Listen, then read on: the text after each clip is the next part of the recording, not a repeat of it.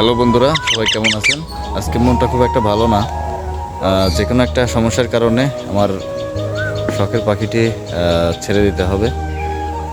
তো ওকে উড়াই দিলেও যায় না, তো আমার কাছে থাকে। আর আমি এমন মানুষের কাছে দিব না যারা নিয়ে গিয়ে ওদের হয়তোবা ওদের সাথে কোনো খারাপ ব্যবহার করবে বা আটকে রাখবে বা নিজের কাছে ওভাবে বন্দি করে রাখবে, এরকম মানুষের কাছে দিব না। তো যাই হোক, এরকম কোনো ইনফরমেশন আমার কাছে এসছে, যার কারণে আমি পাখিটি ছেড়ে দিব। তো এটা কিন্তু এখনও বাচ্চা। মানে আমি শীষ দেওয়া শিখাইছি অলরেডি। সকালে একা একা শীষ দিতে পারে।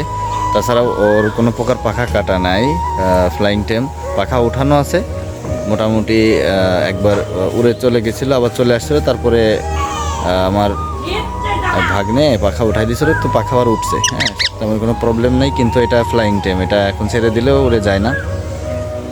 তো একদম দেখতে পাচ্ছেন পাখিটি কত সুন্দর সাইজ, আর মেল পাখি হবে 100%। লেজ দেখতে পাচ্ছেন, এই যে আমি টোটালি একদম দেখাই দিচ্ছি, ফুল সুপার টেম।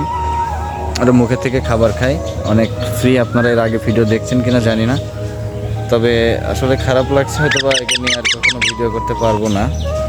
তো আজকে এই পর্যন্তই। ও ইমার্জেন্সি। আল্লাহ হাফেজ।